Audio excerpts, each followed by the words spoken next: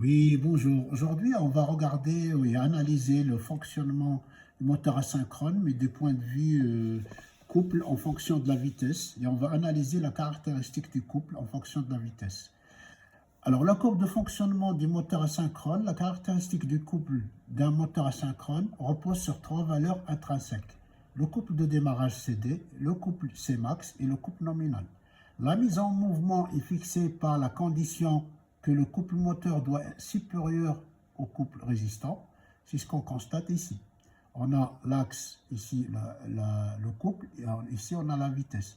En rouge, c'est la courbe du moteur asynchrone, c'est toujours la même courbe en fait. L'allure est toujours le même parce qu'elle est en fonction du glissement. Et comme le glissement est en fonction de la vitesse, bah, ça bouge. C'est une fonction paramétrique. Bref, donc cette courbe-là est toujours la même en moteur asynchrone. Par contre, le couple résistant, il change. Vous voyez, il y en a trois. Constant, au carré et linéaire. Voilà, donc ici, ce qui se passe, c'est qu'il faudrait avoir à l'esprit et comprendre, c'est qu'il faut que toujours la courbe du couple moteur soit supérieure à celle du couple résistant. D'accord?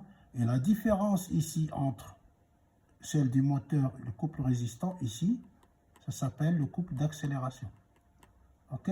La condition pour que la charge se mette en mouvement, c'est que le couple moteur doit être supérieur au couple résistant, comme ici. Couple démarrage supérieur, là aussi, là aussi. À l'instant, au début du démarrage, le couple de démarrage est supérieur au couple résistant. Donc le moteur commence à entraîner la charge, il accélère, il arrive au couple max, d'accord?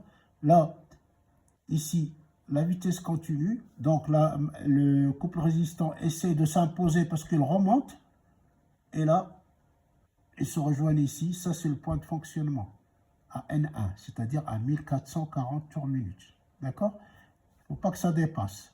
Si ça dépasse, ça décroche. OK? Donc on a les trois.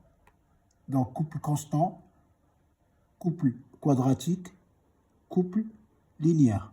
Là, j'ai pris un exemple sur la ventilation, c'est parce que c'est au carré, Kn carré. OK? Donc, j'ai rajouté aussi, je vous ai donné un exemple ici sur la doc. Si je prends par exemple, allez, ventilateur, c'est toujours Kn carré qu'on a étudié tout à l'heure.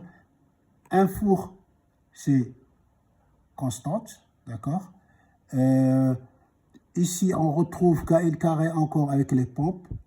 Les convoyeurs, les tapis de convoyeurs, par exemple, qu'on trouve dans les mines et tout, dans la mine, l'agroalimentaire, les carrières, donc c'est constant. Merci de votre attention et à bientôt. Et je vous remercie des encouragements pour la chaîne. À bientôt. Au revoir.